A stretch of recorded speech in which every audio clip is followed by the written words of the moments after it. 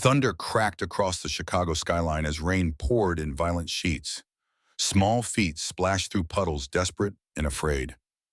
7-year-old Megan ran through the darkness, her blonde hair plastered against her pale face, clutching something to her chest. Behind her, headlights cut through the rain. A black sedan crawled along the street, searching. Megan ducked between parked cars, her breath coming in terrified gasps. Her fingers trembled as she pulled out a phone. The crumpled photo in her other hand was getting soaked, but she refused to let go. 3 rings, then a sleepy voice answered. "I need to speak to Mr. Robert Harrison," she whispered, voice shaking. "Please, it's an emergency." "Who is calling at this hour?" the annoyed housekeeper demanded. "Tell him."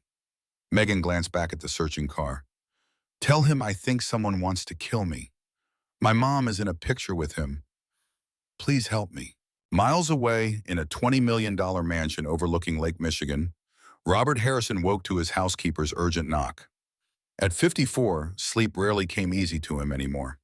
His bedroom, like the rest of the house, was immaculate, expensive, and utterly devoid of warmth. "Sir, there's a child on the phone. She sounds terrified." Robert took the call, his deep voice rough with sleep. The girl's words sent ice through his veins. He ordered his security team to search the grounds immediately. 20 minutes later, Robert stood in the doorway of his mansion, scanning the storm with narrowed eyes. Lightning illuminated his face, handsome, despite the years hardened by decades of ruthless business dealings. Then he saw her, a small figure slumped on a stone bench near his gate, unmoving in the downpour. Robert ran through the rain, designer pajamas soaking through instantly. The girl couldn't be older than 7 or 8, skin cold to the touch, clutching a soggy photograph in her tiny hand.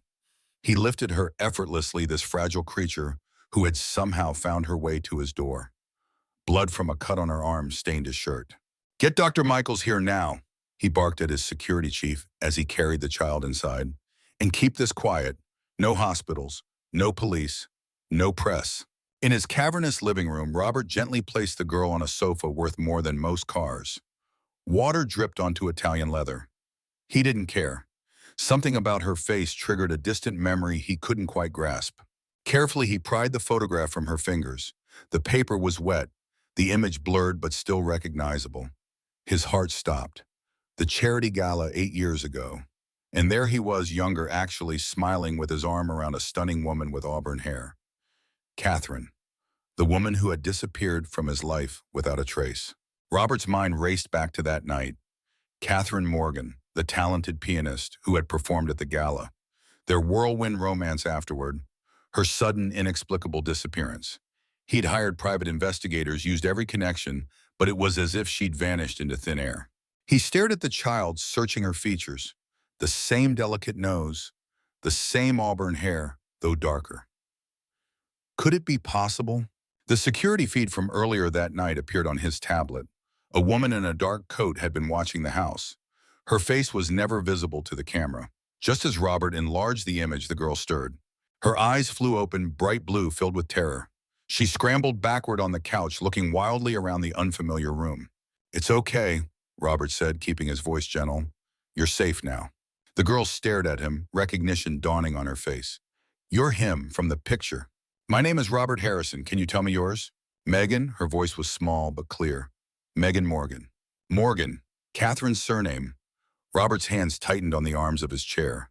"Why were you running, Megan? Who's trying to hurt you?" Tears welled in her eyes. "The bad lady. She came to our apartment. Mom told me to run to find you. She gave me the picture and your address." Her voice broke.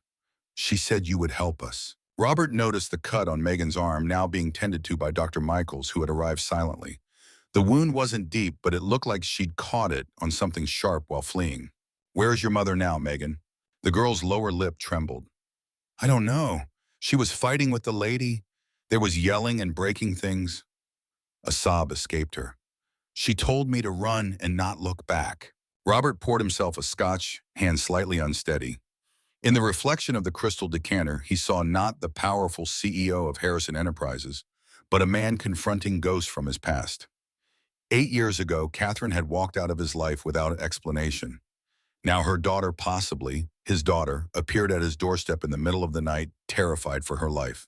"Sir," his security chief interrupted, "we found this in her pocket." Robert took the small, folded piece of paper. An address written in elegant handwriting he recognized instantly.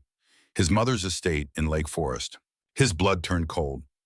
Eleanor Harrison, Chicago socialite and iron-fisted matriarch of the Harrison family. What connection could she possibly have to Catherine and this child? The grandfather clock in the hall struck 3. In the momentary silence, Robert's phone lit up with a message from an unknown number. Return the child or lose everything. 24 hours. Outside, the storm raged on, matching the turmoil in Robert's mind. He looked at Megan, now sleeping under a blanket, her face finally peaceful. Whatever was happening, whoever was threatening this child, they would have to go through him first. The doctor finished bandaging Megan's arm. She'll be fine physically, but she's been through significant trauma. Whatever is happening, this child needs stability and protection. Robert nodded grimly. She'll have it. Thank you for coming so quickly and for your discretion. After the doctor left, Robert stood at the floor-to-ceiling windows, overlooking the lake, now invisible in the stormy night. The mansion that had always felt so empty now seemed like the only safe harbor in a dangerous sea. He picked up his phone and dialed a number he rarely used anymore.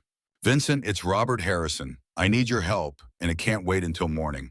Vincent O'Malley had been Chicago PD for 30 years before retiring. Now he worked occasionally for Robert when the job required someone with integrity and discretion. At 60, Vincent had seen the worst of humanity and the best, sometimes in the same person. He arrived at the mansion within the hour despite the ungodly time and weather. This better be good, Harrison, he growled, shaking rain from his coat in the marble foyer. Robert led him to his study away from the sleeping child. I need you to find someone, Catherine Morgan. Vincent's eyebrows rose. The woman you were obsessed with years ago, I thought that trail went cold. It did, but her daughter just showed up at my doorstep, bleeding and terrified. Someone's after them both. Vincent whistled low. You think the kid is yours? Robert's jaw tightened. I don't know, but I'm going to find out. He explained everything, the photo, the address to his mother's estate, the threatening text. Vincent listened, his weathered face growing more serious with each detail. Your mother, Eleanor Harrison, is involved in this. I don't know yet, but nothing in this city happens in certain circles without her knowledge. Vincent ran a hand through his thinning gray hair. This is deep water, Robert. If your mother is involved, I don't care who's involved. I need to find Catherine, and I need to keep that child safe. All right, I'll start digging. First thing, we need a DNA test. Robert nodded. He'd already thought of that. And I need you to put eyes on my mother's estate, discreetly. As Vincent left to make arrangements, Robert returned to the living room. Megan had woken up and was sitting huddled under the blanket, looking lost in the massive space. Are you hungry? Robert asked, suddenly realizing he had no idea what children ate. His own son Jason was grown now, and even when the boy was younger, Robert had been largely absent. Megan nodded shyly. The kitchen staff had long since gone home, so Robert found himself in his rarely used kitchen, making a peanut butter sandwich at 4 in the morning for a child who might be his daughter. The absurdity of the situation wasn't lost on him. As Megan ate, Robert studied her features. The resemblance to Catherine was unmistakable, but now he could see hints of himself too, the shape of her eyes, the determined set of her jaw. Megan, how old are you? 7.5, she replied between bites. The timing matched. 8 years ago, Catherine had disappeared without warning. Had she been pregnant when she left? Why hadn't she told him? Or had she tried and been prevented somehow? My mom plays the piano, Megan offered unexpectedly. She teaches music. She said that's how she met you. Robert nodded, a lump forming in his throat. She's very talented. She has a picture of you in a special box she thinks I don't know about. Sometimes she looks at it and cries. Each word was a knife to Robert's heart. What had happened to Catherine? Why had she kept their child a secret from him? The Catherine he knew wouldn't have done that without reason. Why did the bad lady come after you and your mom? Megan, do you know? The girl's face clouded. Mom said someone found out where we were. We've moved a lot. She said we had to be careful because rich people are dangerous. Rich people. Like him, like his mother. This bad lady. Have you seen her before? Megan shook her head. But she knew my name, and she was really angry at Mom. She said it was time to finish this once and for all. A cold feeling settled in Robert's stomach. This wasn't a random attack. This was calculated, personal. And somehow his mother's address was involved. By dawn, Robert had made arrangements for Megan's safety. His mansion had state-of-the-art security, but he took additional precautions, assigning his most trusted security personnel to watch over her. She fell asleep again in one of the guest rooms, emotionally exhausted. Vincent called with preliminary findings. Catherine Morgan essentially vanished 8 years ago. Credit cards, social media, everything went dark. But here's the interesting part. A woman named Catherine Morgan was admitted to Lakeside Psychiatric Hospital 2 years ago. According to records, she committed suicide while under treatment. That's impossible. If Catherine was dead, how could she have sent Megan to me last night? Exactly. I'm betting we're looking at identity theft or falsified records. I'm heading to the hospital now to dig deeper. Robert hung up, mind racing. Falsified psychiatric records would require significant influence and money, the kind his mother wielded effortlessly. He needed to confront Eleanor directly, but first he had to ensure Megan's safety in his absence. He arranged for Dr. Michaels to collect DNA samples from both himself and Megan. The doctor would rush the analysis through a private lab, expensive, but they would have results within hours rather than days. Megan woke up mid-morning visibly calmer after some rest. Robert had his staff prepare a proper breakfast for her. "I need to go somewhere for a little while," he told her gently. "But you'll be completely safe here. Mrs. Davis will take care of anything you need, and there are security guards everywhere." Megan's eyes widened with fear. "You're leaving me?" "Just for a short time. I need to speak with someone who might know where your mother is." "The person at that address?" Robert nodded, surprised by her perceptiveness.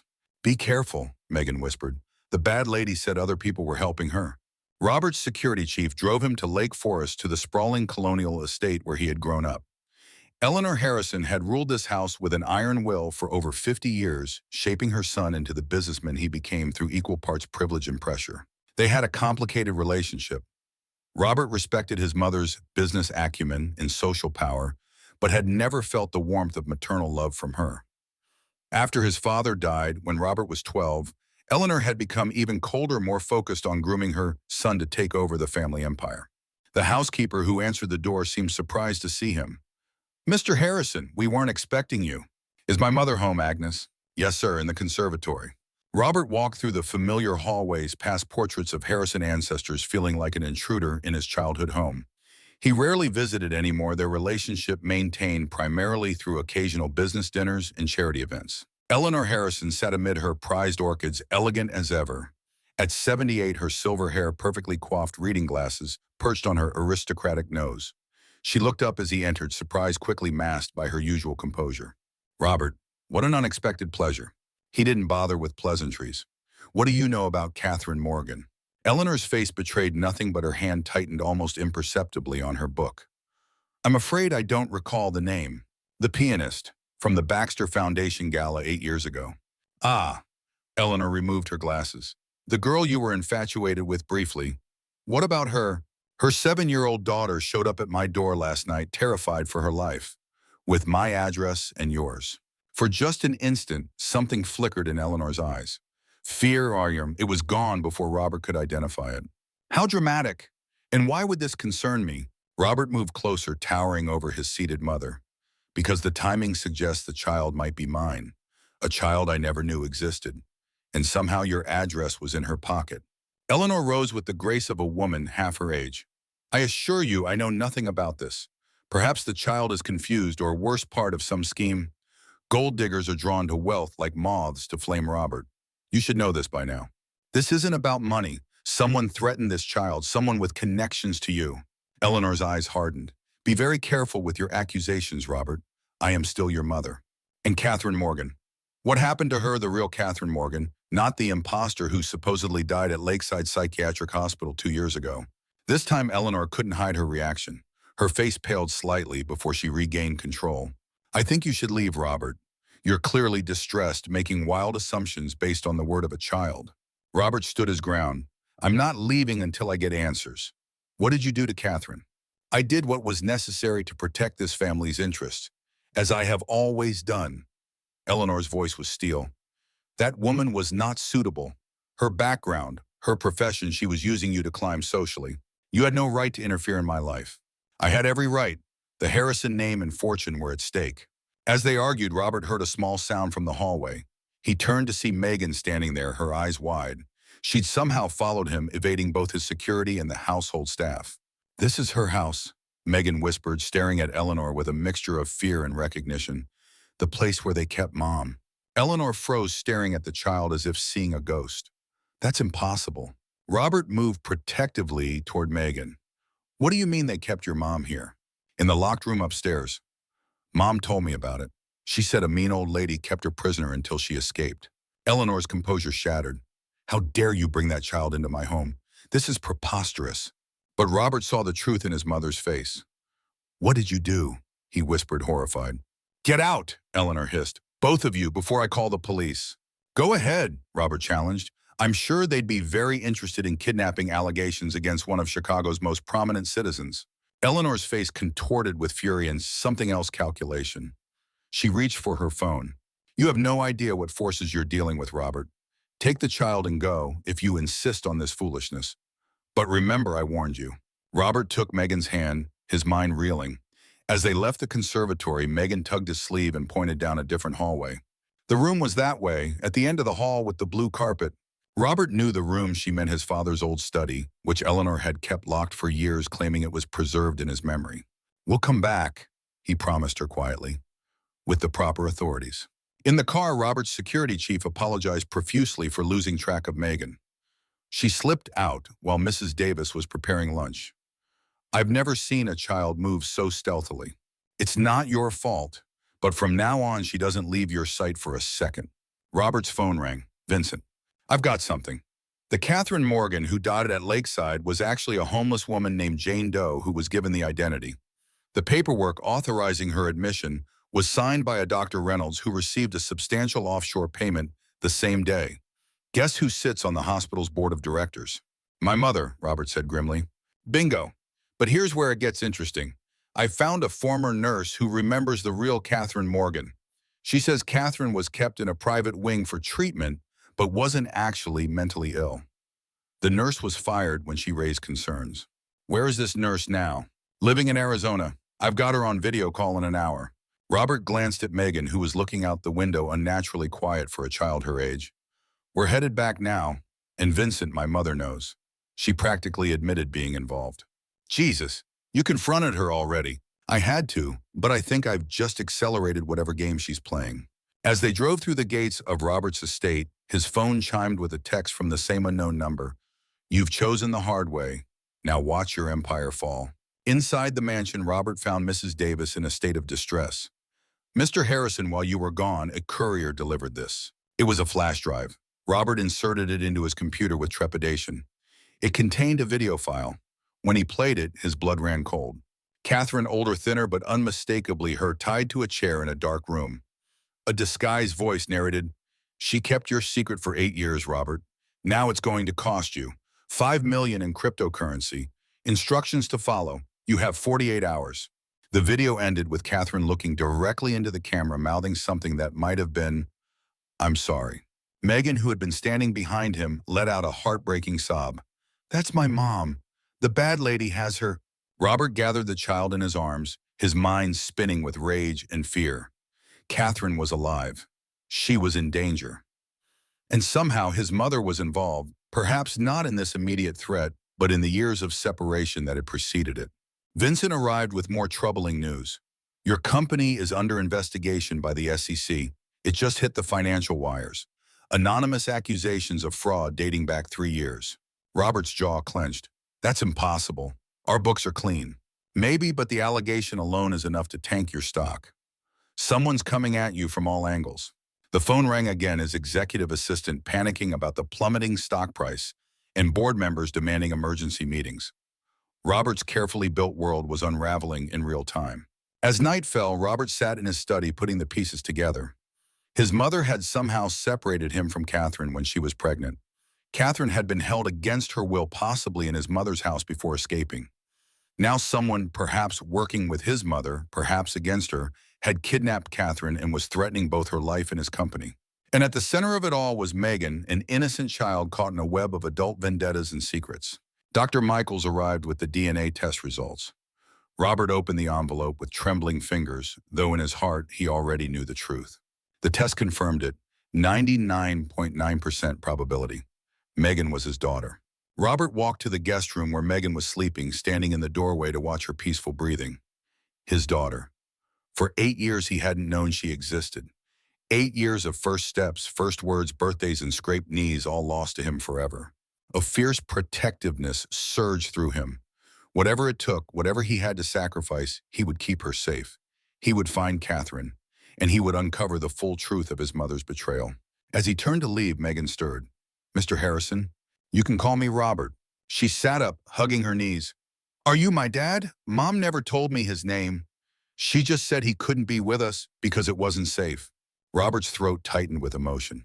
"Yes, Megan, I am your father." "Did you know about me?" "No," he said gently, sitting on the edge of the bed. "I didn't know. If I had, I would have moved heaven and earth to find you." She studied his face in the dim light as if searching for the truth. "Are you going to save my mom?" "Yes," he promised. "We're going to save her together." As Megan drifted back to sleep, Robert's security chief appeared at the door, his expression grave. "Sir, there's someone on the security cameras." Watching the house from across the street, a woman. Robert followed him to the monitoring room. On the screen, a slender figure stood in the shadows. As she turned, the streetlight briefly illuminated her face. Vincent swore softly. "That's Victoria Hayes, your ex-wife." Robert stared at the familiar face of his second wife, the woman he'd divorced 3 years ago, after catching her embezzling from the company. "What the hell is she doing here?" "I don't know," Vincent said grimly, "but I'm guessing she's not here to wish you well." The pieces were beginning to align in a disturbing pattern. Victoria had connections to his mother. She had motive to destroy him, and she would know all his vulnerabilities. The chessboard was set, the players revealed.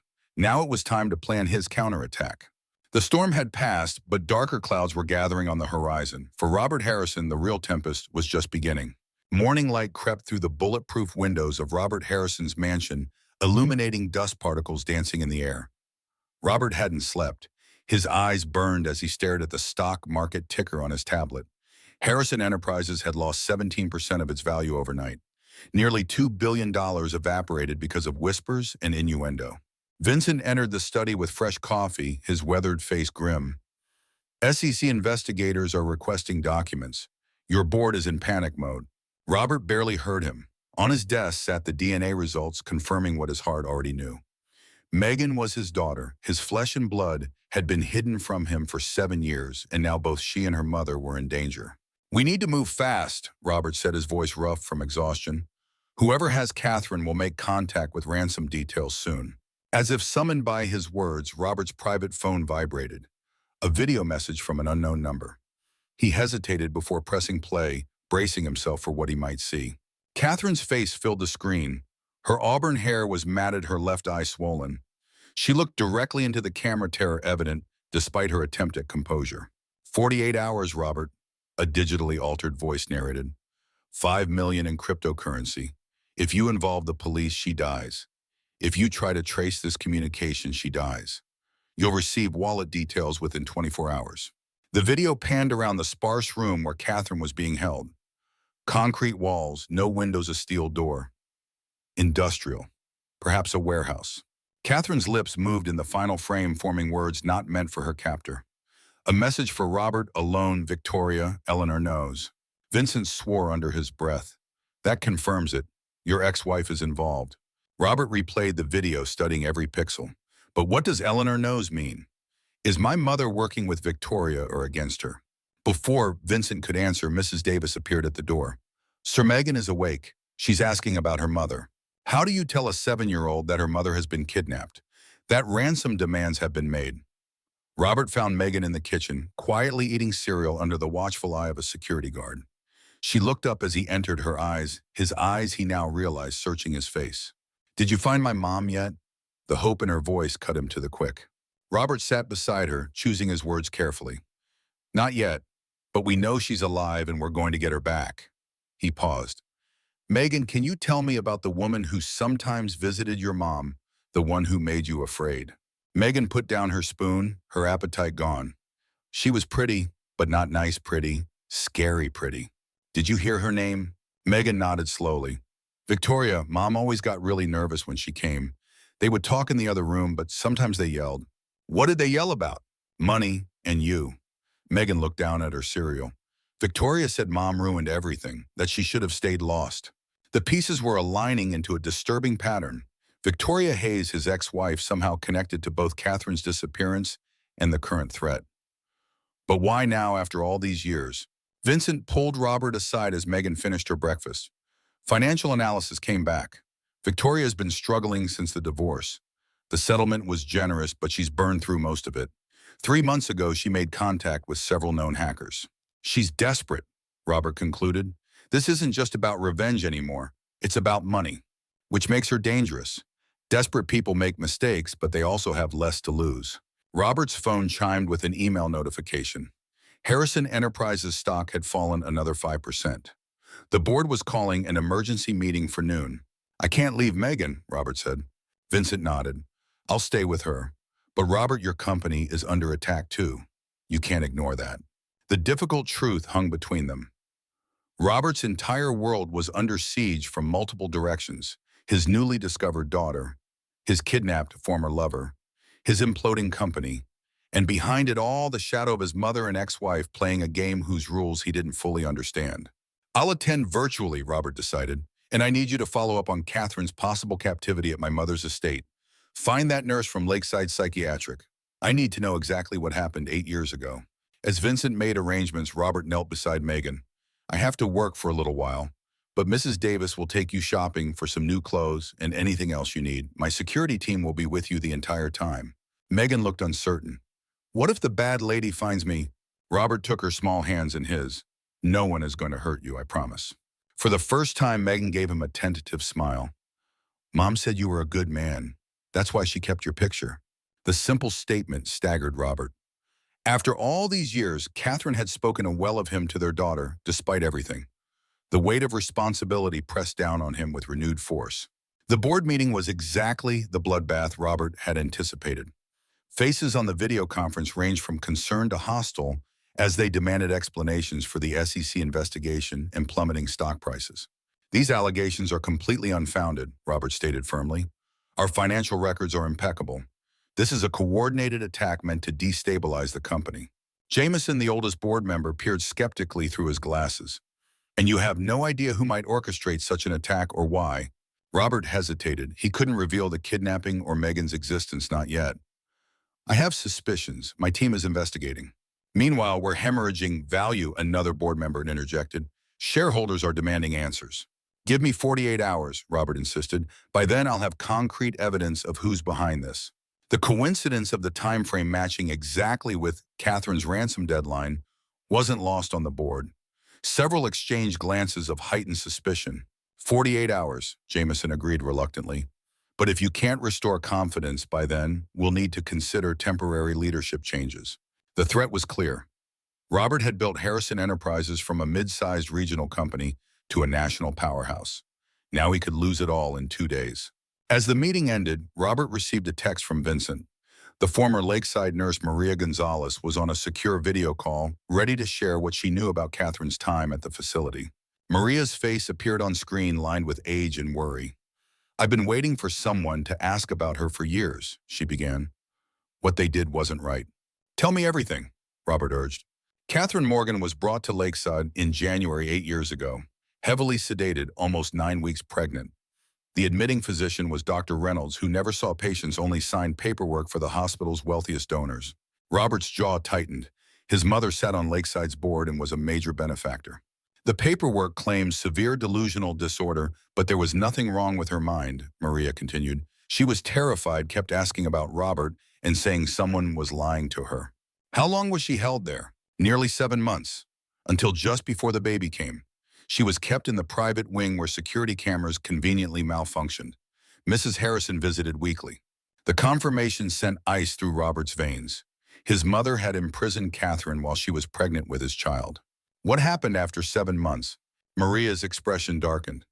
One night there was a commotion. Catherine somehow escaped. Security was overhauled. Staff who'd had contact with her were fired or transferred. Mrs. Harrison was furious. And you have no idea where Catherine went after escaping? None, but she left something behind. A letter hidden in a book in the common room. I found it during cleanup. It was addressed to you. Robert leaned forward. Do you still have it? Maria nodded, holding up a yellowed envelope. I tried sending it to your company once, but it was returned unopened. Your assistant said you didn't accept unsolicited mail.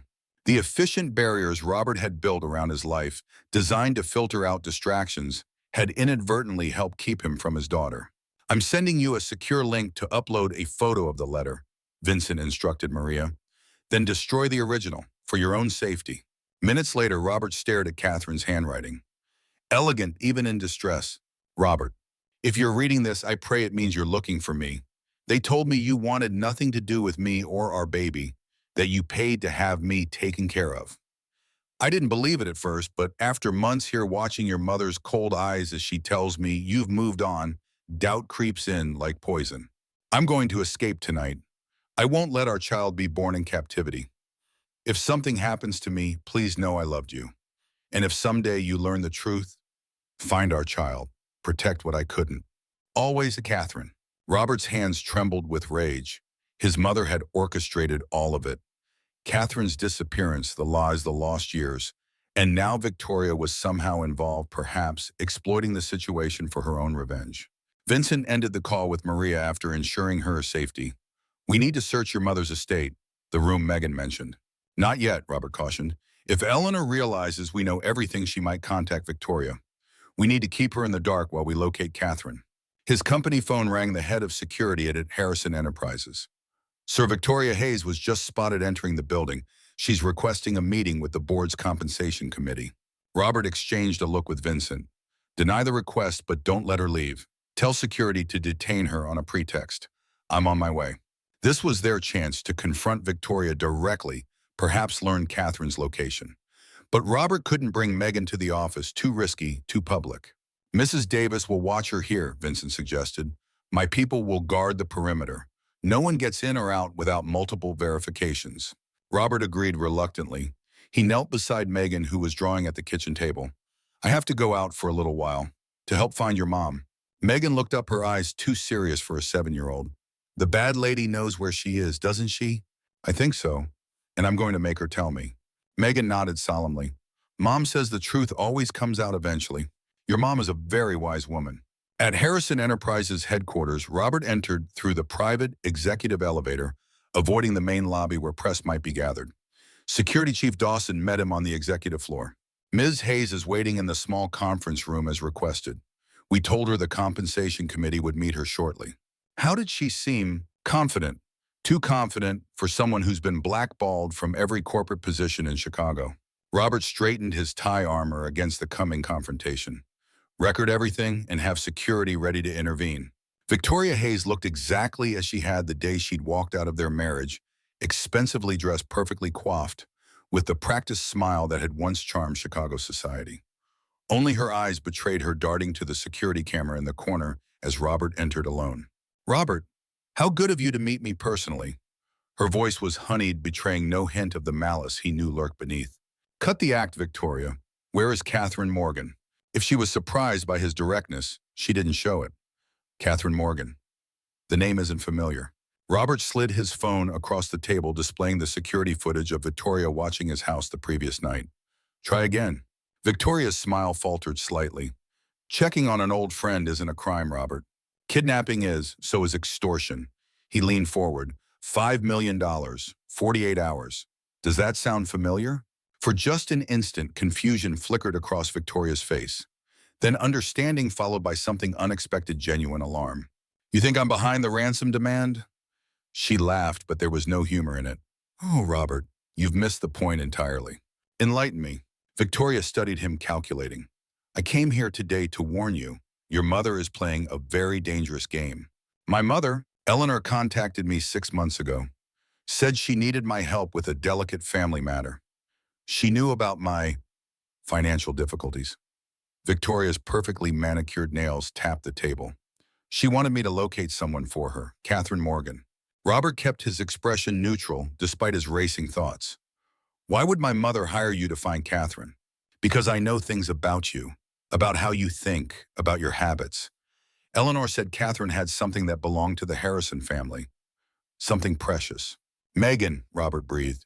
His daughter, the Harrison heir. Victoria nodded. I didn't know about the child at first. Eleanor only said Catherine had stolen something of great value. It took me months to track her down. She'd built quite an elaborate false identity. And once you found her, I reported back to Eleanor. That's when things changed. Eleanor told me about the child claimed Catherine had kidnapped your baby years ago. Said the woman was mentally unstable, dangerous. She offered me a bonus to retrieve the child. The story aligned too perfectly with the evidence with Megan's account of a bad lady coming for her.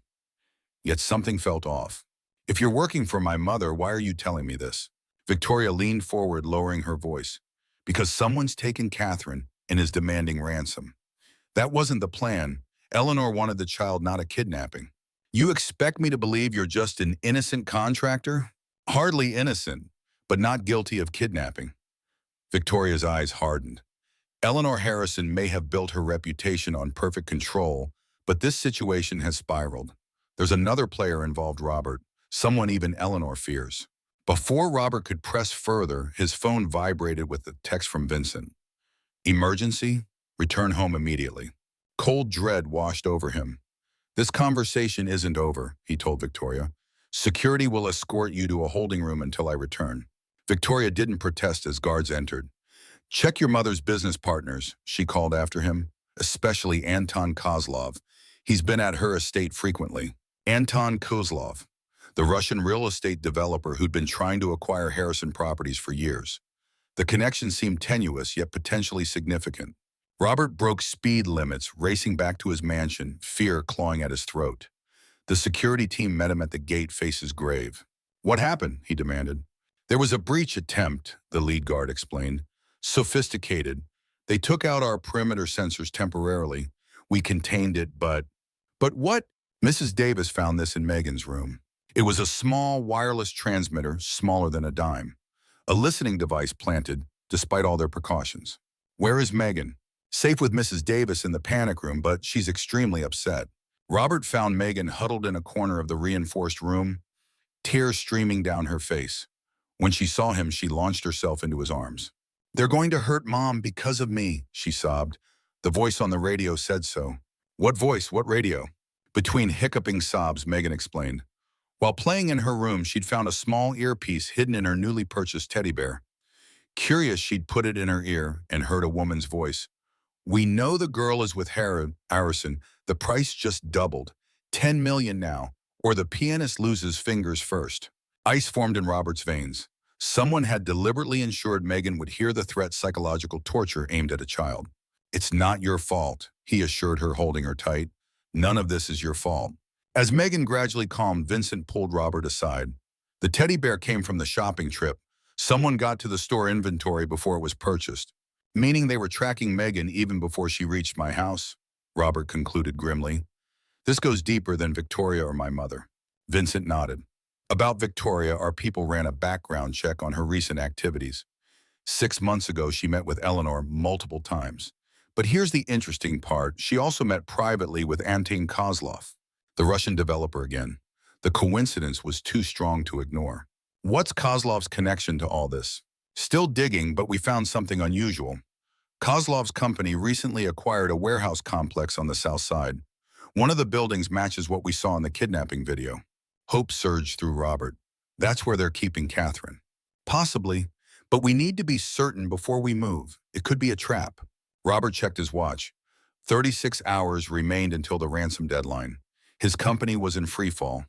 The board was close to ousting him, and now the demand had doubled to $10 million.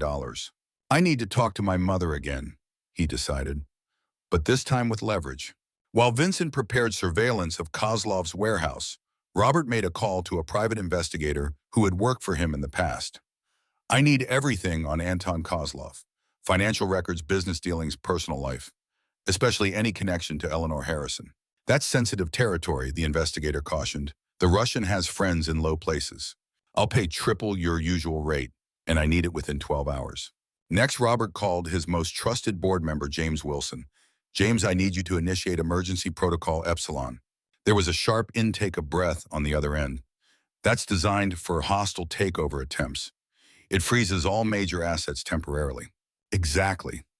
I have reason to believe someone is trying to force a stock collapse to acquire Harrison Enterprises at a discount. The board will want evidence. They'll have it tomorrow. For now, I need you to trust me. After ending the call, Robert joined Megan in the kitchen where Mrs. Davis had prepared dinner. The child was quiet, pushing food around her plate. I have a picture of my mom, she offered suddenly. In my backpack. Do you want to see? Robert nodded, throat tight with emotion. Megan retrieved a worn photograph showing Catherine seated at a piano laughing at the camera. She looked older than Robert remembered, with subtle lines around her eyes but still beautiful. She teaches piano to kids, Megan explained. She's really good. People say she could play in big concerts, but she says she's happy teaching. The woman Robert had known had been destined for concert halls, her talent extraordinary. Had she given up that dream to protect their daughter? The thought added another layer to his guilt. We're going to bring her home, Robert promised. And when we do, I want to hear her play again. Megan smiled slightly. She plays for me every night before bed, even when she's really tired. As Megan ate a few more bites, Robert's investigator called back much sooner than expected.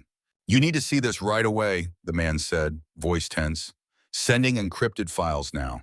The documents revealed something startling. Anton Kozlov wasn't just a business associate of Eleanor Harrison. Financial records suggested he'd been receiving regular payments from a Harrison family trust for nearly 9 years. More disturbing were the medical records. Kozlov had a daughter, Anastasia, with a rare blood disorder. The girl had received a life-saving bone marrow transplant 8 years ago. The donor was listed as confidential, but the timing aligned perfectly with Catherine's disappearance.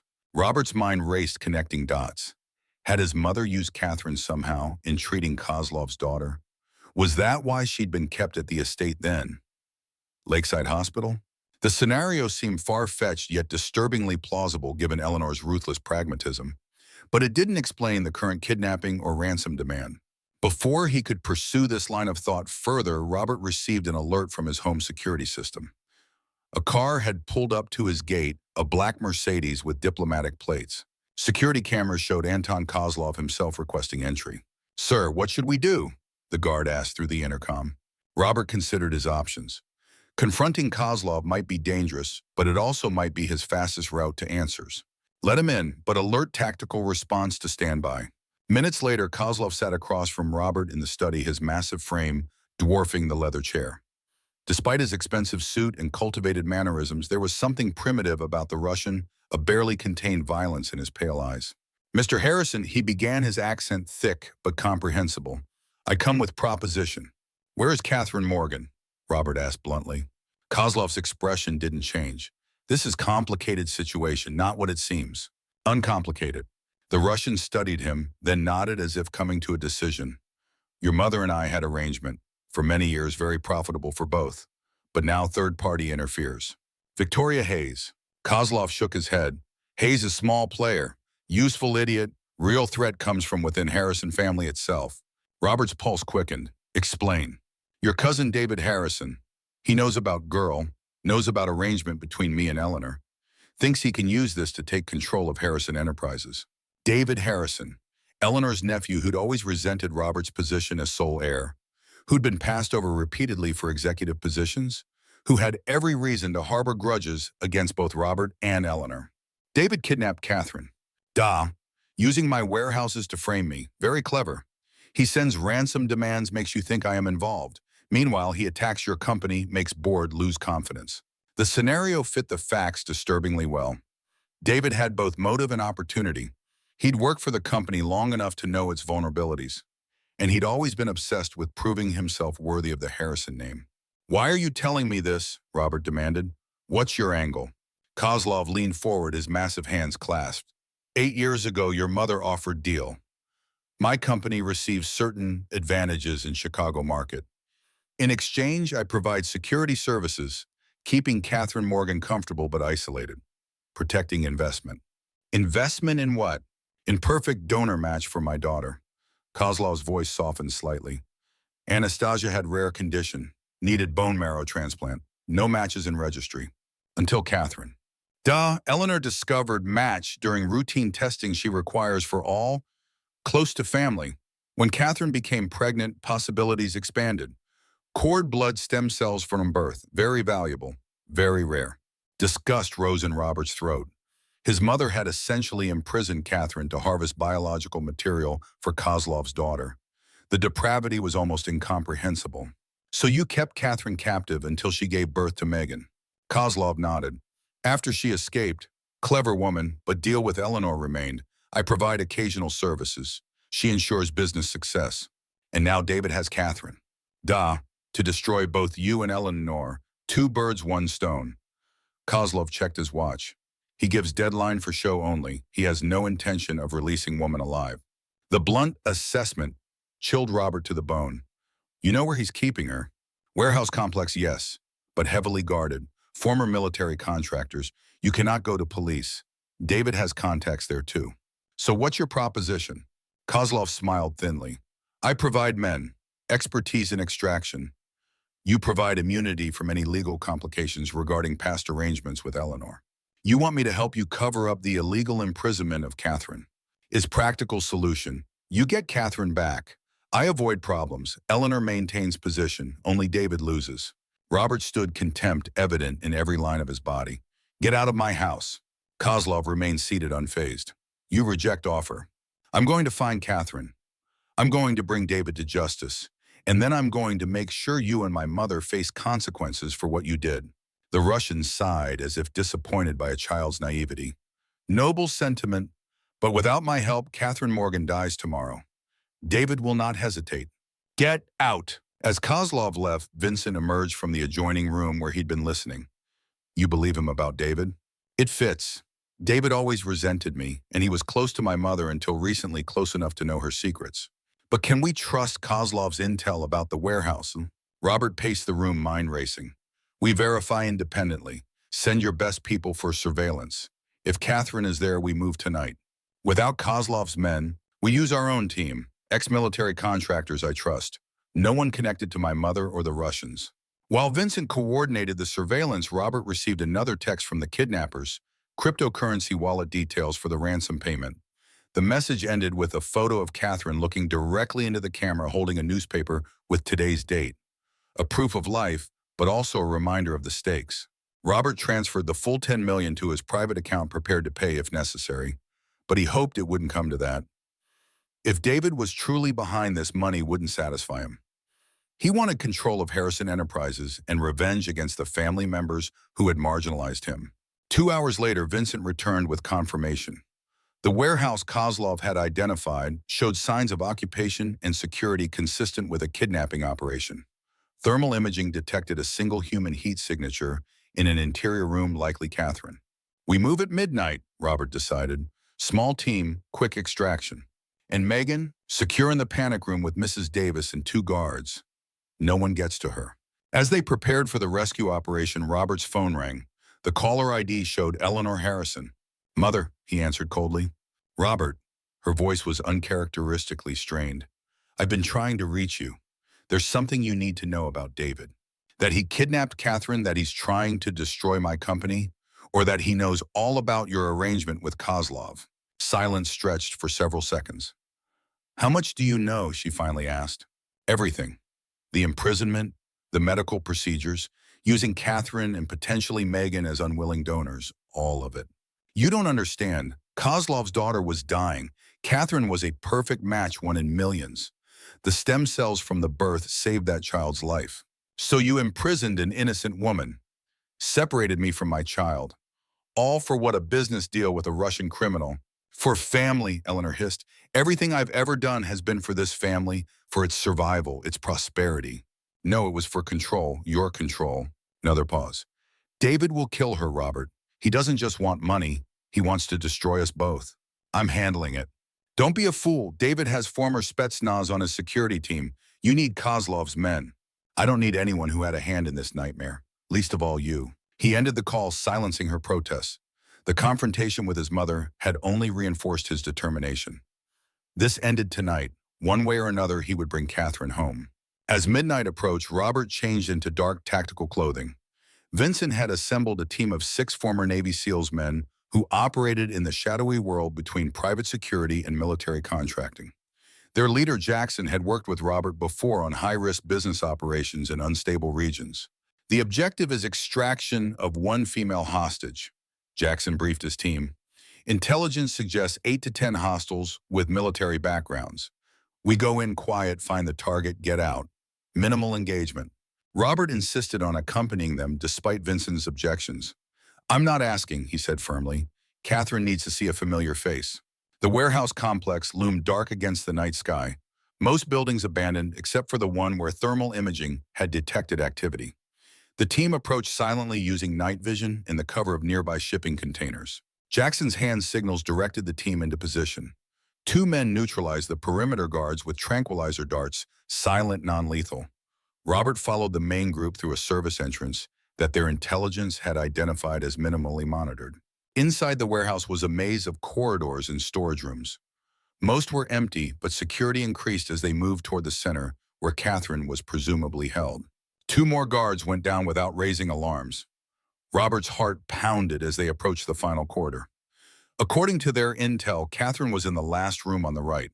Jackson signaled for the team to hold position while he assessed the situation ahead. After a tense minute, he returned. Two guards outside the door. Heavy security. This is definitely where they're keeping her. The team moved with practiced efficiency. Flashbang grenades disoriented the guards who were subdued before they could react. One of the SEALs made quick work of the electronic lock, and then they were inside. Catherine sat handcuffed to a metal chair, looking up in shock as the door burst open. When she saw Robert, her eyes widened in disbelief. "Robert." He rushed to her side while the team secured the room. "I'm here, we're getting you out." Catherine looked thinner than he remembered, exhausted with fading bruises on her face. But her eyes still held the same strength he remembered. "Megan," she asked urgently, "is she safe?" "She's safe, at my house. She found me, Catherine. She brought me your photo." Tears filled her eyes. "I told her to run, to find you. I didn't know if she'd make it." As one of the SEALs worked to free her handcuffs, the radio crackled with an urgent message from their lookout. "Multiple vehicles approaching, heavily armed. You've got maybe 2 minutes." Jackson swore, "We need to move, now." Catherine stumbled as she stood, legs weak from days of captivity. Robert supported her as they moved swiftly back the way they'd come. "David," she whispered, "it's your cousin David behind this. He told me everything, how he's going to take over the company, how he's been working with Victoria." "I know. We'll deal with him later. Right now we need to get you to safety." They'd nearly reached the exit when gunfire erupted from somewhere ahead. Jackson signaled for the team to take an alternate route, but more shots rang out from that direction too. "We're surrounded," one of the SEALs reported tensely. A voice boomed through the warehouse, amplified by speakers. "Robert, I know you're in there. Send out Catherine, and I'll let your men leave alive." "David Harrison." Robert would recognize his cousin's voice anywhere. "No deal," Robert called back. "It's over, David. The authorities already know everything." Laughter echoed through the building.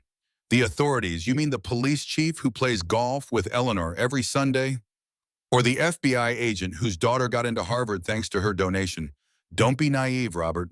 This ends how I say it ends." Catherine gripped Robert's arm. "He's not bluffing. He showed me documents, recordings. Your mother's been covering up illegal activities for years. David has proof." The situation was deteriorating rapidly. They were outnumbered, outgunned, and running out of options. Jackson pulled Robert aside. "We need a diversion, something to draw their fire while we get her out through the loading bay." Before Robert could respond, Catherine spoke up. "Let me talk to him. David wants something from me." "What could he possibly want from you?" Catherine's eyes met his, resolved and calm, despite the chaos surrounding them. "Blood samples, bone marrow, the same things your mother wanted for his wife." The pieces suddenly aligned. David's wife, Lisa, had been diagnosed with leukemia last year, the same rare type that had afflicted Kozlov's daughter, the type that required a very specific donor match. "He can't just take those things by force," Robert protested. "He can if no one knows I exist," Catherine replied grimly. "If I disappear again, this time permanently." The monstrous plan became clear. David wasn't just after the company. He needed Catherine as a living donor for his wife, just as Kozlov had used her for his daughter. But unlike Eleanor, who had kept Catherine alive and eventually allowed her to escape, David couldn't risk exposure. Once he had what he needed, Catherine would become a liability. "I'm not letting you sacrifice yourself," Robert said firmly. "I'm not suggesting sacrifice. I'm suggesting negotiation. Buy us time while your team finds another way out." Jackson nodded reluctantly. "It could work. We create a diversion on the east side while you two head west toward the loading bay." It was risky, but they had few alternatives. Catherine stepped forward, still supported by Robert, and called out, David, it's Catherine. Let's talk. Just you and me. Silence followed, then David's voice again, closer now. Come out where I can see you, hands up. First guarantee safe passage for Robert and his men. More silence. David was calculating, weighing his options. Finally, Robert and one man can leave with you once we've talked. The others stay as insurance. Jackson shook his head sharply. It's a trap. Of course it is, Catherine whispered, but it gives us time. While Catherine continued the negotiation, Jackson deployed his team strategically. Two men slipped away to create a diversion. Another worked on bypassing the electronic locks on the loading bay doors. Robert held Catherine's gaze. I'm not leaving without you. You have to, she insisted. For Megan, she needs at least one parent to survive this. Before Robert could protest further, a tremendous explosion rocked the east side of the warehouse. The diversion, alarms blared, sprinklers activated, and chaos erupted as David's men scrambled to respond. Now, Jackson commanded, leading them toward the loading bay. They ran through the confusion, Catherine stumbling between Robert and Jackson. Gunfire erupted behind them, bullets pinging off metal containers. The loading bay door raised just enough for them to roll under it into the cold night air. A black SUV waited, engine running. They piled in as bullets struck the vehicle's armored exterior. The driver accelerated away from the warehouse, tires squealing on wet pavement. Catherine collapsed against Robert, exhaustion finally overtaking her. Megan, she whispered. I need to see Megan. Soon, he promised, holding her close as the SUV sped through the night, leaving the sounds of gunfire and explosion behind them. Very soon. But even as they escaped the immediate danger, Robert knew the battle was far from over. David wouldn't stop. Not now. And somewhere in her lakefront mansion, Eleanor Harrison was making her own calculations, planning her next move in a game that had spanned decades. The night had brought one victory. Catherine was safe. But dawn would bring new challenges, new threats. And at the center of it all, the innocent child who had started this chain of events with a simple question about a photograph. Robert looked down at Catherine's face, peaceful now, in exhausted sleep against his shoulder. After 8 years of separation, she was here, real, alive. Whatever came next, they would face it together, for Megan, for themselves, for the future that had been stolen from them. As the SUV turned onto Lakeshore Drive, heading toward his mansion, and the daughter waiting there, Robert made a silent vow. No more secrets, no more manipulations. The truth, all of it, would finally come to light, and those responsible would face justice no matter the cost to the Harrison name. The secret behind the photo. First light broke over Lake Michigan, painting Robert Harrison's mansion in soft amber hues.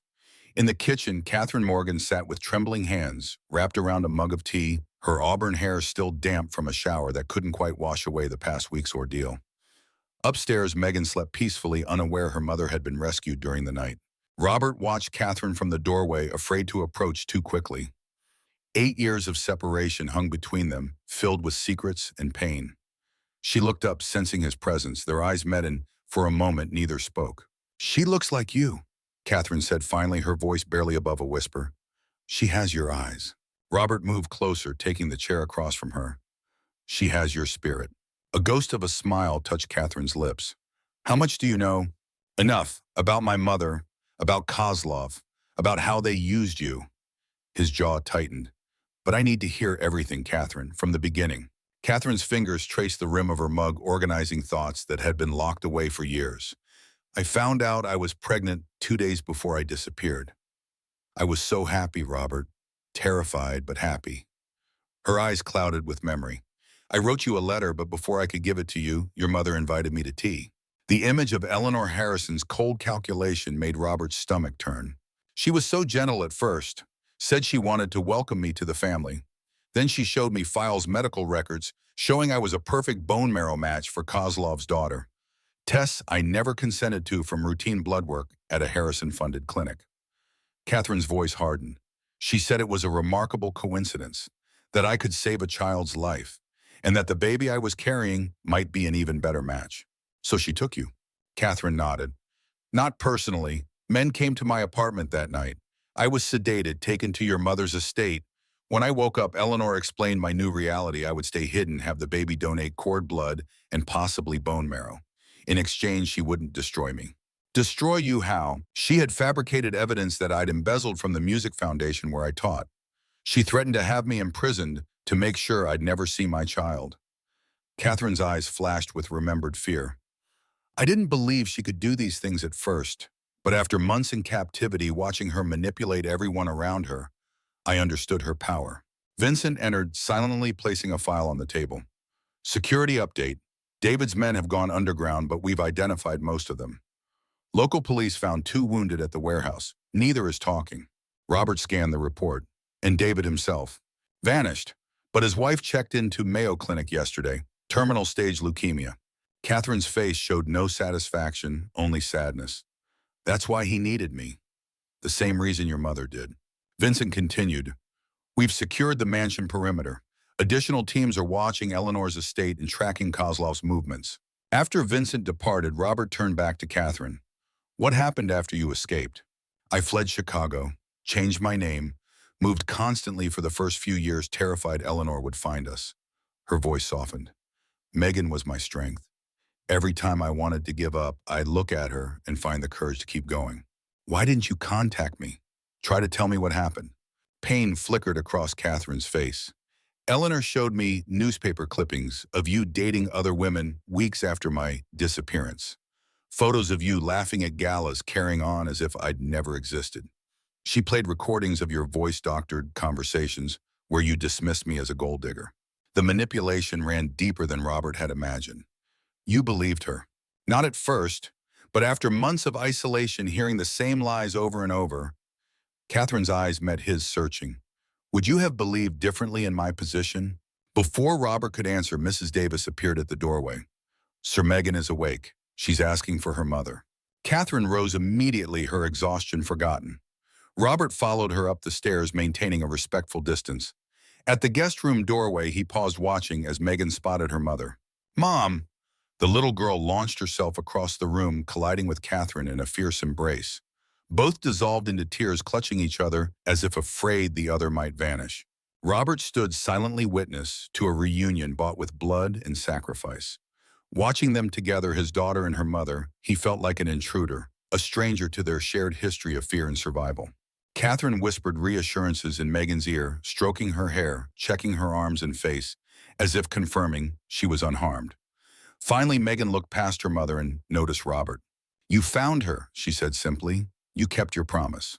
Those words, spoken with a child's perfect trust, struck Robert to his core.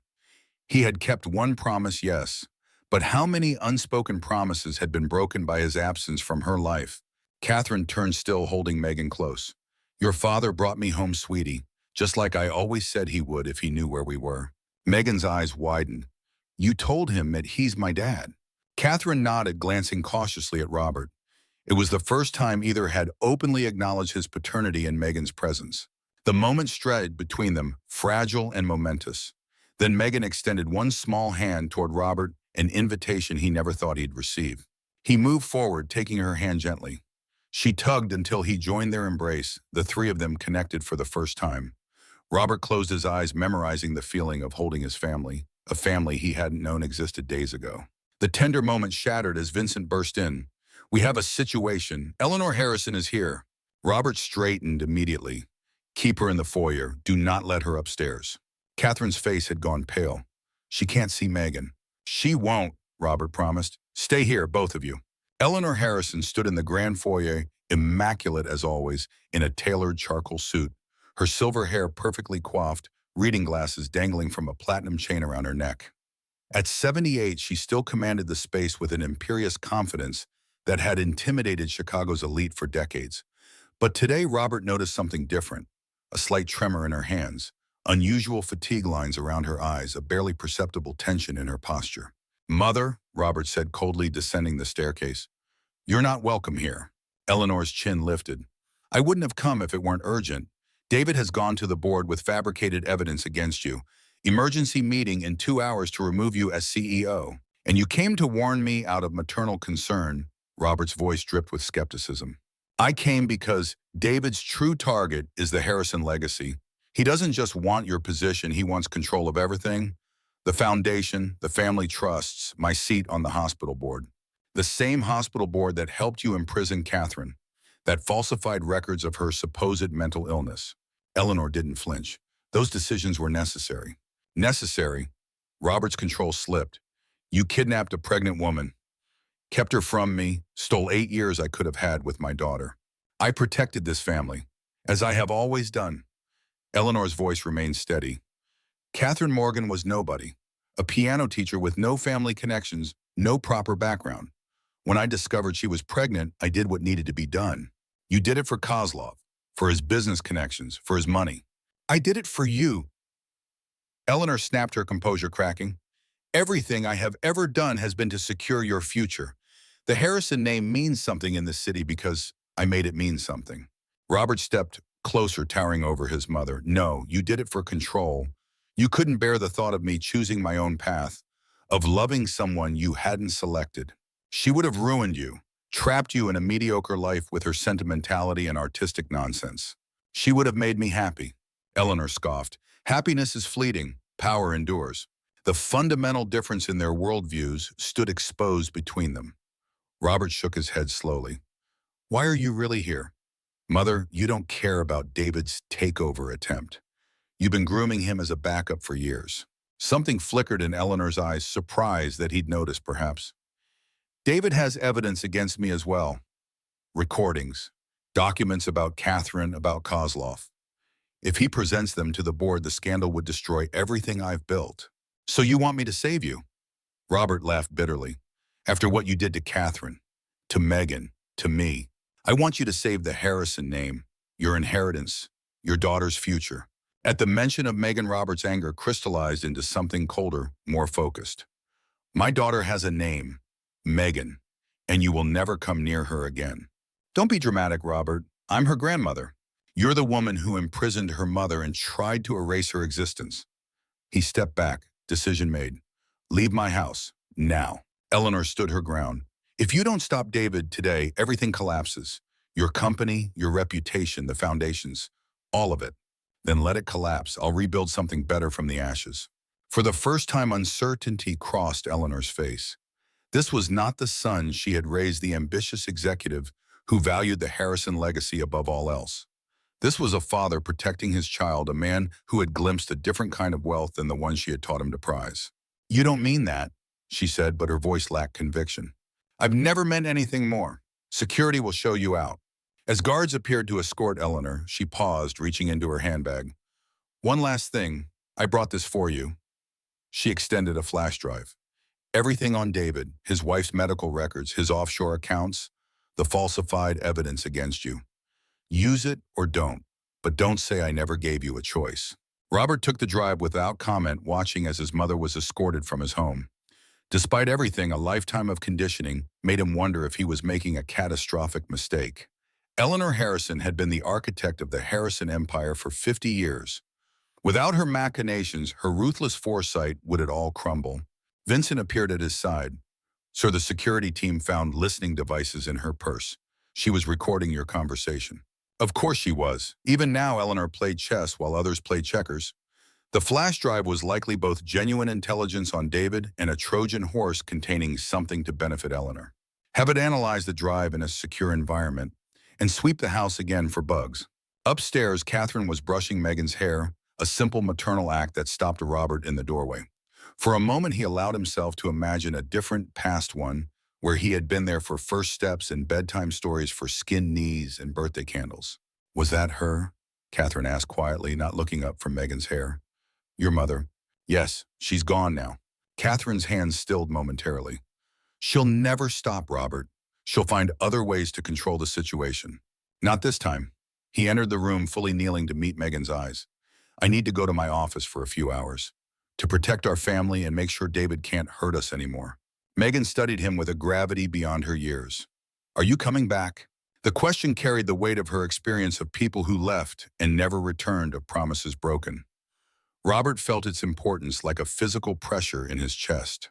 Always, he promised. Nothing could keep me away now that I've found you. She seemed to consider this, then nodded solemnly. Okay, Mom and I will wait for you. It was such a simple statement, yet it nearly undid him. Mom and I will wait for you. A family waiting for his return. The novelty of it, the precious ordinary miracle of it, momentarily overwhelmed him. Catherine met his eyes over Megan's head. Be careful. David is desperate, and desperate people are unpredictable. Harrison Enterprises headquarters buzzed with nervous energy as Robert entered through the executive elevator.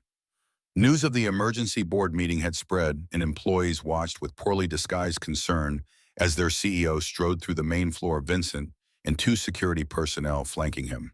James Wilson, his most trusted board member, waited in Robert's office. David's already making his move. He's gathered proxy support from Jameson and Whitaker. Claims to have evidence of financial irregularities dating back 3 years. What kind of irregularities? Alleged offshore accounts, tax evasion, funds diverted to pay off personal indiscretions. Robert's tech team had analyzed Eleanor's flash drive, confirming both its contents and predictably the presence of surveillance software. They'd extracted the intelligence while neutralizing the spyware. David fabricated everything. Robert said, bringing up documents on a secure terminal. These are the actual transfers he's manipulated to create his evidence. And here, he pulled up another file, is proof he's been systematically siphoning funds to prepare for this takeover attempt. James whistled low. This is comprehensive. But will it be enough to convince the board David's been cultivating relationships with them for years? And the timing of this scandal with the SEC investigation? The SEC investigation is being dropped, Robert said confidently. As of this morning, my lawyers provided evidence it was based on false accusations. As they prepared for the board meeting, Robert received a text from Catherine. Be safe. Megan asked if she could play your piano. Hope that's okay. The image of his daughter playing the grand piano in his rarely used music room filled him with unexpected emotion. He'd bought the instrument years ago, an expensive showpiece that gathered dust. Now it would make music again. Of course, the piano is hers now. The Harrison Enterprises boardroom fell silent as Robert entered precisely at 2:00 p.m. 12 board members sat around the massive table, expressions ranging from concern to open hostility. At the far end, David Harrison stood with a triumphant smile that faltered slightly at Robert's confident stride.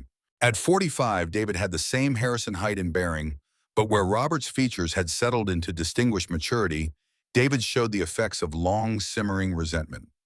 His eyes darted nervously to the folders Robert placed on the table. Gentlemen, ladies, Robert began, his voice commanding the room. I understand my cousin has called this emergency meeting to present evidence of alleged misconduct on my part. Before he begins, I'd like to address these accusations directly. David stepped forward. The evidence speaks for itself. I've provided each of you with documentation of financial irregularities that compromise both this company and Robert Harrison's fitness to lead it. The board members glanced at the folders before them, filled with David's carefully constructed narrative of corruption. Robert remained standing. What my cousin has given you is a work of creative fiction. Doctored records, manipulated timestamps, transactions taken out of context. He distributed his own folders. These are the actual records verified by independent forensic accountants. They show not only that the original accusations are false, but that David himself has embezzled approximately $23 million over the past 4 years. Murmurs rippled through the room. David's face flushed deep red. Ridiculous. This is a desperate attempt to deflect from his own crimes. Is it? Robert activated the room's display screen. This is security footage from our financial department showing David accessing restricted servers after hours. The timestamps align perfectly with the falsified records you're holding. David's confidence visibly crumbled. These are easily manipulated. Robert controls all systems within the company, which is why I've brought verification from 3 independent sources. Robert nodded to Vincent, who distributed additional materials, including sworn statements from 2 former associates who helped David construct his false narrative. The board members began examining the evidence with growing concern. David's carefully orchestrated coup was unraveling before his eyes. This is only the beginning, Robert continued. David's actions extend beyond financial crimes. He recently orchestrated the kidnapping of Catherine Morgan, holding her for ransom while simultaneously attempting to crash our stock value for a hostile takeover. Gasps echoed around the table. Corporate malfeasance was one thing. Violent crime was another entirely. That's absurd, David sputtered. I've never heard of Catherine Morgan. Robert projected a new image, a still from the warehouse security camera, clearly showing David directing armed men. Ms. Morgan has provided a full statement to authorities, as have the 2 mercenaries arrested at the scene. David's eyes darted to the exits, calculating. Robert recognized the look of a cornered animal. There's more, Robert said quietly. David's wife, Lisa, has terminal leukemia. He arranged the kidnapping primarily to force bone marrow donation from Ms. Morgan, who was a rare compatible match. The stunned silence that followed was broken by David's bitter laugh. At least I was trying to save my wife. What noble cause were you championing when you abandoned your own child, Robert? Did the board know about your secret daughter or how your mother paid off Catherine Morgan to disappear 8 years ago? It was a desperate counterattack meant to create confusion and shift focus. But Robert had anticipated it. I didn't know about my daughter until 4 days ago, when she appeared at my door seeking protection from your men, Robert said evenly. My mother's actions were taken without my knowledge, and I've already begun legal proceedings regarding her role in Ms. Morgan's ordeal. Robert addressed the board directly. I understand this is a lot to process. I'm not asking for immediate judgment on all these matters. What I'm asking for today is your confidence that I remain the right person to lead Harrison Enterprises through this challenging time. Jameson, the board's senior member, leaned forward. And what about your mother? Robert Eleanor Harrison has been the backbone of this company's strategy for decades.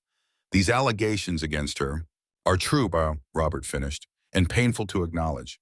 But Harrison Enterprises has always stood for integrity, even when difficult truths emerge about our own family. The strategic invocation of corporate values resonated with the board, many of whom had built their identities around the Harrison reputation. I move we table the vote on leadership change, James Wilson suggested, and instead authorize an independent investigation into David Harrison's activities with appropriate legal referrals. The motion carried overwhelmingly.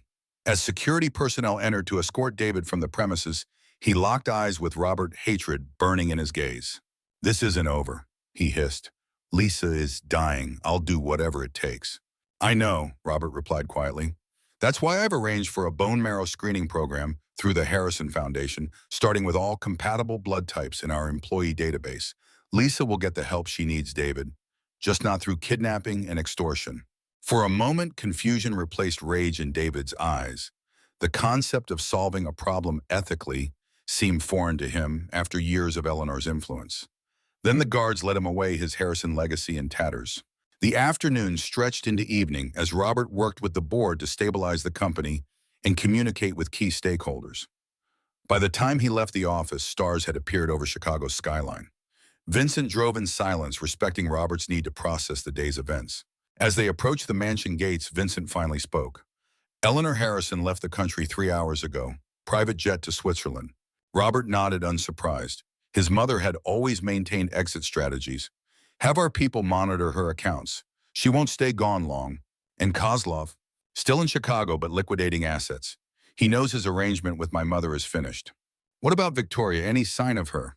Robert frowned. He'd almost forgotten about his ex-wife in the chaos of confronting David. Keep monitoring her. She may have been a pawn in this game, but she's dangerous in her own right.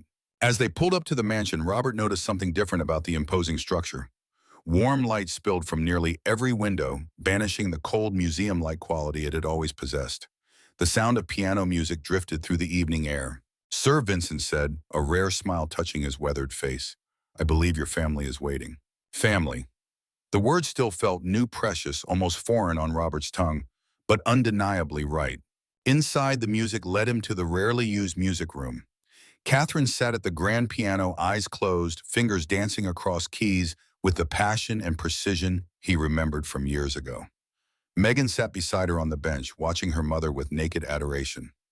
Neither noticed him in the doorway, and Robert didn't announce himself, unwilling to break the spell of the moment. Catherine was playing a Chopin nocturne, the same piece she had performed at the charity gala where they first met. Her technique was flawless, but there was something more in her playing now. A depth of emotion that spoke of joy, found after great suffering, of beauty preserved despite hardship. The piece ended, and Megan applauded enthusiastically. Now show me again, Mom. Catherine smiled, placing her daughter's smaller hands on the keys. Remember, gentle but firm, like this. She guided Megan through a simple melody, their heads bent together, auburn hair catching the light. Robert watched, memorizing the tableau, his first real family moment, unforced and genuine. Megan spotted him first. Dad, you're back. The word dad still new and tentative on her lips, but growing more natural each time. Catherine turned her eyes, finding his a silent question in them. It's handled, he said simply. David's been removed from the company. The board is fully informed. We're safe. The relief in Catherine's expression was palpable. And Eleanor, Switzerland, for now. Megan looked between them, sensing the weight of adult concerns beyond her understanding. Is the bad man gone? The one who took Mom? Robert moved to the piano bench, sitting on Megan's other side. He can't hurt us anymore. Neither can the bad lady. Megan considered this solemnly. Good, because we're staying here now, right, Mom? Catherine hesitated, glancing at Robert. They hadn't discussed the future yet, where they would live, how they would proceed. The unspoken question hung between them, were they a family now, or just co-parents bound by circumstance? Actually, Robert said carefully, I was thinking we might want a fresh start, somewhere new. Catherine's eyebrows rose in surprise. This mansion has too many shadows, he explained, too many connections to the past. I've been thinking about the lake house in Michigan. It's peaceful there, safe. But what about your company? Catherine asked.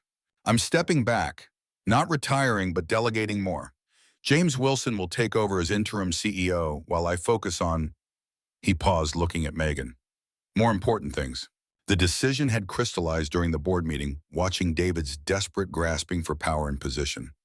Robert had achieved everything Eleanor had programmed him to want: wealth, influence, respect.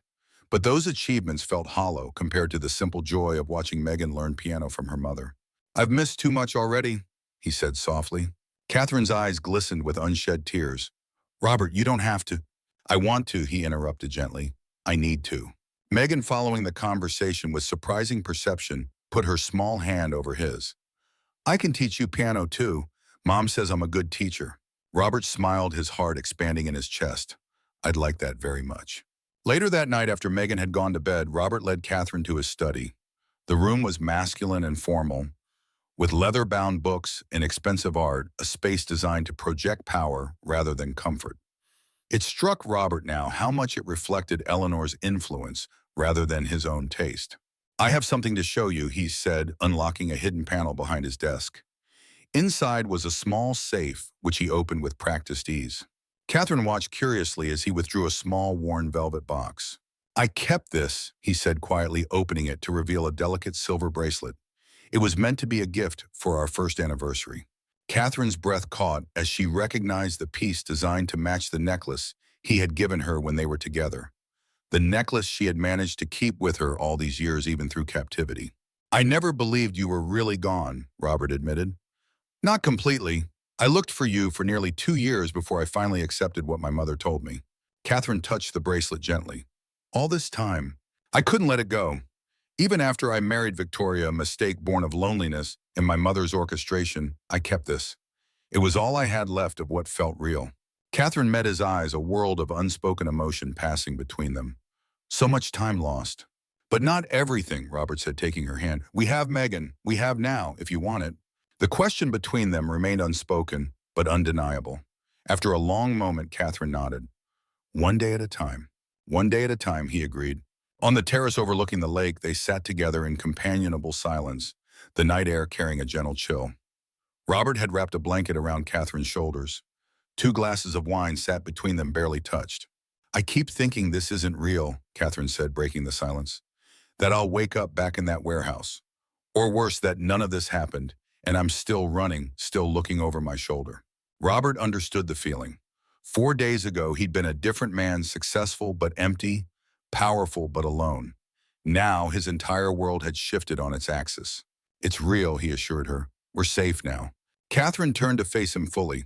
Are we really? Your mother may be gone for now, but she'll be back. People like Eleanor and David don't just disappear. I know, but we're stronger together. He hesitated. If that's what you want, to be together. The question beneath the question hung in the air between them. 8 years had passed. They were different people now. Catherine had raised their daughter alone, built a life from nothing. Robert had immersed himself in business, hardened himself against personal attachment. The young lovers they'd once been were gone. I don't expect things to go back to how they were, he added carefully. I know too much has happened. Catherine's gaze drifted to the lake moonlight, silvering the gentle waves. When I was held captive first at your mother's estate and then at Lakeside, I used to imagine our reunion. I had this fantasy that you'd find me, rescue me, that we'd pick up where we left off. She smiled sadly. Then months passed, years. The fantasy faded. Robert's heart constricted. Catherine, if I had known, I know, you would have moved heaven and earth. She looked back at him. But that's not how our story went. Instead, we have this strange new beginning. You don't really know me anymore, Robert, and I don't know you. The truth of her words stung, but he nodded. Then perhaps we start again. Get to know each other as we are now. Catherine studied him, searching for something in his face. Why? Because of Megan. We can co-parent without forcing a relationship. Not because of Megan, or not only because of her. Robert leaned forward, choosing his words carefully. Because in the middle of all this chaos, the kidnapping, the company crisis, my mother's betrayal, the only moments of peace I've found have been with you and Megan. In this house that never felt like a home before you arrived. Catherine's expression softened. I'm not the same person you knew, Robert.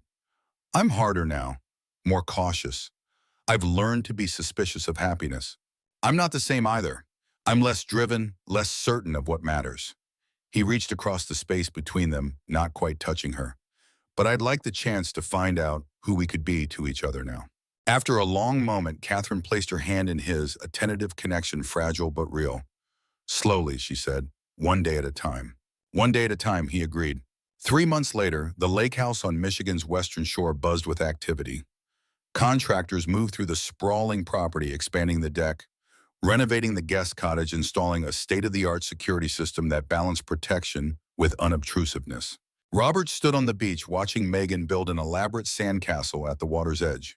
She wore a pink swimsuit and a wide-brimmed hat, her skin carefully protected with sunscreen. At 7.5, she'd already developed her mother's artistic precision and her father's strategic planning. The castle featured defensive walls, a working drawbridge made of driftwood, and a complex moat system. The north tower needs reinforcement, Robert suggested, kneeling beside her. Megan assessed his observation with professional seriousness. You're right. The tide will get it otherwise. Together, they patted wet sand around the vulnerable turret, their hands working in synchronized purpose. These quiet moments with his daughter had become Robert's most treasured times, building sandcastles, learning simple piano tunes, reading bedtime stories. The ordinary miracles of parenthood he'd nearly missed entirely. Dad? Megan asked, carefully placing a shell on the castle parapet. Are you and Mom going to get married? The question caught him off guard. We're taking things slowly, getting to know each other again. Megan nodded sagely. That's what Mom said, but you love her, right? Yes, he answered honestly. I do. And she loves you, I can tell. Megan returned to her castle, matter of fact. So you'll probably get married eventually. Robert smiled at her simple logic. In the 3 months since the warehouse rescue, his relationship with Catherine had evolved cautiously but steadily. They'd moved to the lake house temporarily while renovations made it suitable for permanent living. Catherine had taken a position teaching music at a prestigious academy 30 minutes away. Robert worked remotely 3 days a week, commuting to Chicago for essential meetings. They weren't sharing a bedroom yet, but they shared meals, walks on the beach, quiet evenings, watching Megan play. They talked, really talked, about the years apart, about their hopes and fears, about the people they'd become. And gradually the connection between them had strengthened into something new. Not the passionate whirlwind of their youth, but something deeper, tempered by time and trial. Catherine appeared on the deck, waving to them. Lunch is ready. As they walked up from the beach, Robert marveled at how right Catherine looked there. Barefoot in jeans and a light sweater, her hair caught in the lake breeze. She belonged here in a way she never could have belonged in his Chicago mansion, with its cold elegance and Harrison family portraits. After lunch, while Megan napped, Catherine and Robert sat on the newly expanded deck, architectural plans spread between them. The lake house renovations had become their joint project, each decision made, together a physical manifestation of the future they were cautiously building. The music room is too extravagant, Catherine protested, pointing to the blueprints. We don't need that much space. You'll need room for students, Robert countered, and Megan's getting better every day. Soon she'll want her own piano. Catherine smiled at his enthusiasm. You've become quite the devoted music parent. I'm making up for lost time. A comfortable silence fell between them as they watched boats drift across the lake. Then Catherine spoke quietly. I had a call from the prosecutor yesterday. David's taking a plea deal. Robert nodded. The criminal case against his cousin had progressed steadily with multiple charges including kidnapping, extortion, and embezzlement. What terms? 15 years, possibility of parole after 10. Catherine sighed. I feel sorry for his wife. The foundation found her a donor match, but her prognosis is still poor. I've arranged for her care at Mayo Clinic anonymously. David doesn't know. Catherine looked at him with soft surprise. That's very generous considering what he did. Robert shrugged slightly. Lisa isn't responsible for his crimes, and I understand desperate measures when someone you love is suffering. The unspoken acknowledgement of his own desperate measures to rescue Catherine hung in the air between them. He'd risked his company, his reputation, his life to bring her home. Not so different from David's motivation if worlds apart in execution. What about Victoria? Catherine asked. Have you heard anything? She's left the country. Singapore, according to our sources. She knows too much about my mother's operations to face charges, but she's smart enough to stay away. Catherine nodded, processing this. And Eleanor, still in Switzerland, still watching, still waiting. Robert had no illusions about his mother's retreat. Eleanor Harrison was regrouping, not surrendering. Her financial assets remain frozen pending investigation. She'll find a way around that eventually. Probably, but we'll be ready. The certainty in his voice wasn't bravado. Robert had spent his entire adult life learning from Eleanor Harrison her strategies, her contingency planning, her patient approach to complex problems. Now he was using those lessons against her, protecting his new family with the same ruthless thoroughness she'd once employed to separate them. Catherine reached across the table, taking his hand. The gesture had become more frequent between them, a physical affirmation of their growing trust. What about the company James called yesterday about the board meeting? Harrison Enterprises is stable. Stock has recovered. The SEC investigation is officially closed. Robert turned his hand to intertwine their fingers. I'm officially stepping down as CEO next month, moving to chairman of the board. Are you sure that's what you want? Catherine searched his face. You built that company, Robert. I helped build it. My father started it. My mother expanded it. He squeezed her hand gently. But I found something more valuable to build now. As if on cue, Megan emerged from the house, sleepy-eyed but smiling. She climbed onto Robert's lap without hesitation, a casual intimacy that would have been unimaginable months ago. Can we go sailing? She asked, pointing to the small sailboat docked at their private pier. After you practice piano, Catherine reminded her. Megan sighed dramatically but didn't argue. Music was part of their daily ritual. Catherine teaching Megan, practicing Robert, listening in appreciative awe. Sometimes in the evenings, Catherine would play just for him after Megan had gone to bed Chopin, Debussy, occasionally the piece she'd performed at the charity gala where they first met. Later that afternoon, their small sailboat glided across the lake, white sails billowing in the perfect Michigan summer breeze. Megan sat at the bow, face tilted to the sun, while Robert managed the rudder. Catherine leaned against his shoulder, relaxed in a way he'd never seen in Chicago. I've been thinking about names, she said softly so Megan wouldn't hear. Robert glanced down at her, puzzled. Names for the foundation, the one we discussed for supporting families separated by circumstance. It needs a name. The foundation had been Robert's idea, using a portion of his wealth to help reconnect families torn apart by poverty, immigration issues, incarceration, or other hardships. A way to give other families the second chance they'd received. What did you have in mind? He asked. Catherine smiled. The Second Chance Foundation. Perfect. He pressed a kiss to her temple, savoring the simple rightness of the moment. As the sailboat curved back toward their dock, Robert spotted a familiar figure waiting on their private beach, Vincent, who now headed their family security team. The former detective raised a hand in greeting, his posture, conveying no immediate alarm, but a matter requiring attention. Everything okay? Catherine asked, noting the visitor. Probably just updates on the security installation, Robert assured her, though wariness flickered at the back of his mind. Since leaving Chicago, they'd established careful protocols. Vincent wouldn't appear unannounced without reason. Once ashore, Robert sent Catherine and Megan ahead to the house while he spoke privately with Vincent. What is it?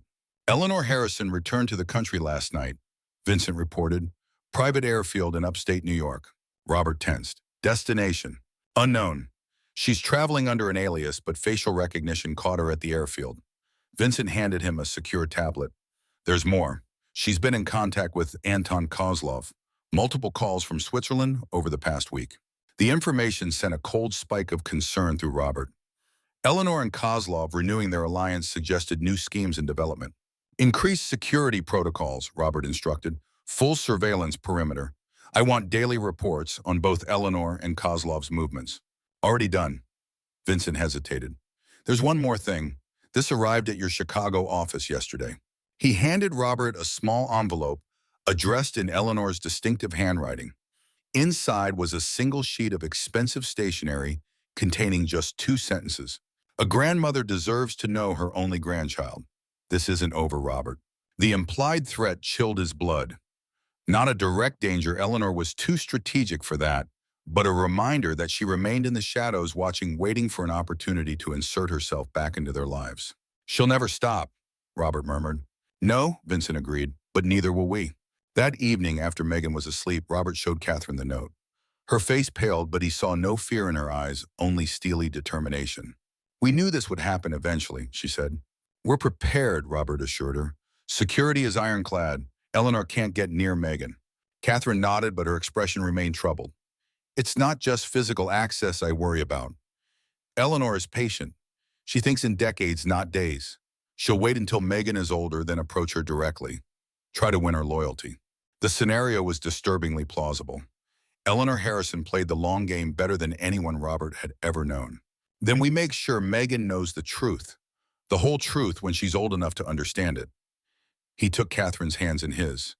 We build something so strong that Eleanor can't break it. A family bound by honesty and trust, not manipulation. Catherine studied him, a soft wonder in her gaze. You've changed, Robert Harrison. For the better, I hope. Definitely for the better. She leaned forward, initiating a kiss that began gently but quickly deepened. Months of cautious restraint giving way to rekindled passion. When they finally parted, both slightly breathless, Catherine's eyes held a decision. Stay with me tonight, she whispered. Not just talking, not just planning. Stay. Robert cupped her face gently. Are you sure? I've never been more sure of anything. That night, in the quiet lakeside darkness, they rediscovered each other not as the young lovers they once were, but as the battle-tested survivors they'd become. Every scar, every change, every hard-won wisdom acknowledged and accepted. The past couldn't be undone, but the future stretched before them unwritten and full of possibility. Later, Catherine slept peacefully beside him, her breathing deep and even. Robert watched the moonlight play across her features, memorizing this moment of perfect stillness after years of turmoil. Eleanor's note lay forgotten on the bedside table, its implicit threat diminished by the strength of what they'd built together. Let her come, Robert thought. Let her plot and plan and manipulate. She would find no weaknesses to exploit, no cracks to widen. The lessons Eleanor had taught him about power and strategy would now protect the very family she had tried to destroy. Outside, gentle waves lapped at the shore. Inside, his family slept safely under his roof. Robert Harrison, once defined by his company and his mother's ambitions, had found a different legacy to build. A legacy of love, truth, and second chances. As dawn approached, he finally drifted to sleep, Catherine's hand clasped in his. Whatever challenges tomorrow brought, Eleanor's schemes, Kozlov's threats, the echoes of past trauma, they would face them together. The secret behind the photograph had nearly destroyed them. But in uncovering it, they had found something far more precious than either could have imagined. A family, a home, a future. Theirs at last. 1 year later, as autumn leaves again painted the Michigan shoreline in brilliant reds and golds, the lake house had transformed completely. Catherine's music studio, built at the edge of the property, welcomed students from across the county. Robert's home office balanced his reduced role at Harrison Enterprises with his growing passion for the Second Chance Foundation, which had already reunited 15 families separated by circumstances beyond their control. Megan thrived at her new school, her natural musical talents blossoming under her mother's guidance, while she inherited her father's sharp mind for strategy, a combination that made her both popular and formidable in the school's chess club. On a crisp Saturday morning, Robert stood at the end of the dock, watching Megan and Catherine collect colored leaves along the shoreline. Megan's laughter carried across the water, bright and carefree. She'd grown an inch since spring, her confidence blossoming in the stability of their new life. The small velvet box in Robert's pocket felt simultaneously heavy with significance and light with rightness. The ring inside, not ostentatious like his mother would have chosen, but elegant and uniquely Catherine, represented not just a proposal but a promise, a commitment to the family they'd created against all odds. As Catherine looked up, catching his eye across the distance, Robert smiled. Their journey had been unconventional, painful, marked by years of separation and secrets.